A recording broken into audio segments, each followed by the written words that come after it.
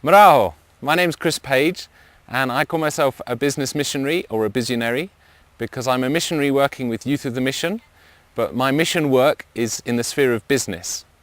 In the next few minutes I'd like to tell you how I came to be a visionary, what I am involved with here in Rwanda, and also about the vision that God has put on my heart in the area of business as mission. I've known for many years God wanted me to work overseas to show God's love to needy youth. So when I visited Rwanda in 2001 and saw the need, I asked God, "What do you want me to do?" He replied with the word dignity.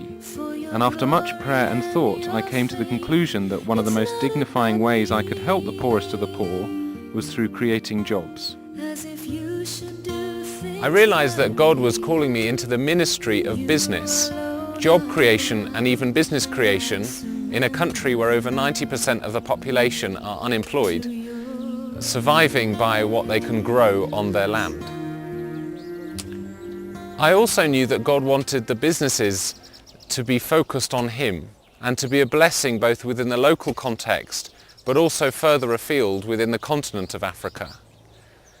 He wanted me to care for the whole person, not just helping them improve their lives financially, but caring in a holistic manner for their body, their soul and their spirit. The more I trusted God, the more He revealed to me, and the more excited I got about the enormous potential of business as mission. One of the foundational values of Youth of the Mission is to do first and then teach, and there's a lot of wisdom in that. I realised that if I was going to help people start up businesses, I first had to get experience myself, especially as there was no one around to teach me. But before I got that experience, I realised I needed to learn the language and the culture of Rwanda. So my first 18 months here was spent doing just that. After grappling with the language, I started a business of making paper with the help of an artist who was also a Waiwama, and using that handmade paper to make greeting cards. We started with a tiny room and one table, and 18 months later, the Lord has been gracious to us, and we're now currently providing employment for over 30 orphaned youth. We've also started making other products with the handmade paper, and we're constantly on the lookout for people that will help us sell these products in shops, in churches and even in supermarkets.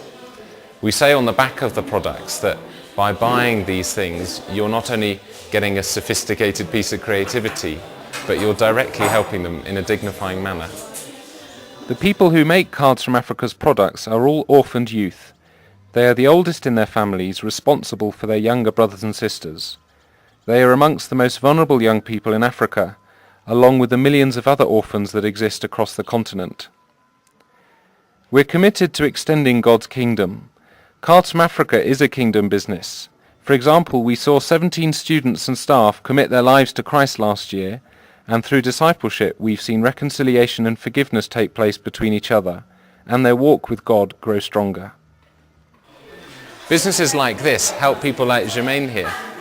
Germaine is the eldest of her family. Both her parents have died, and she's responsible for looking after her two younger sisters and her younger brother.